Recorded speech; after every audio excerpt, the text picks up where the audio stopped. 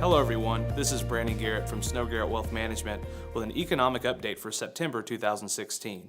In this month's video, we'll discuss some of the major headlines that influenced markets in August and give you some insight into what they could mean for you as an investor.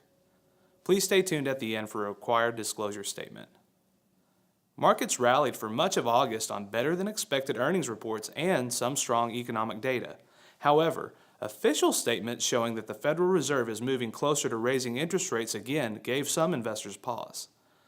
With the bulk of corporate earnings season behind us, we have a pretty good picture of how U.S. companies performed in the second quarter. Looking at the results from 483 S&P 500 members, we see that overall earnings are down 3.2% on revenues that are up by 0.1%. While lower profits aren't necessarily good, corporate managers did a good job managing expectations. Over 72% of those companies beat their earnings estimates and just over half beat their expected revenues. The stock market treated most of this news as a win since traders had been surprised by the results. The Federal Reserve was also the source of a lot of market activity last month. Minutes from the July meeting of the Open Market Committee showed that Fed economists are split in their opinions about the economy and interest rates. Fed hawks, those who want to raise rates soon, believe that the economy is strong enough to withstand higher rates as soon as September. Fed doves, economists who favor a more cautious approach, aren't convinced that a rate hike needs to happen quickly.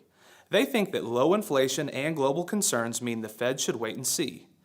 We, and most Wall Street analysts, don't believe that the Fed will raise rates in September. However, there's a reasonable chance that they might act in December. If the labor market continues to improve and economic growth looks solid, we could see higher rates before 2017. Speaking of economic growth, we got our second look at gross domestic product growth at the end of August. The first estimate, which showed growth of 1.2%, edged down to 1.1% in the second report. Why? Broadly, while consumer spending ramped up last quarter, business spending pulled back, leaving economic growth stuck in neutral. What that means is consumer spending, the largest factor in U.S. economic growth, kept the economy growing. Businesses took a look at the shrinking profits and closed up their wallets. So, what can investors expect in the coming weeks?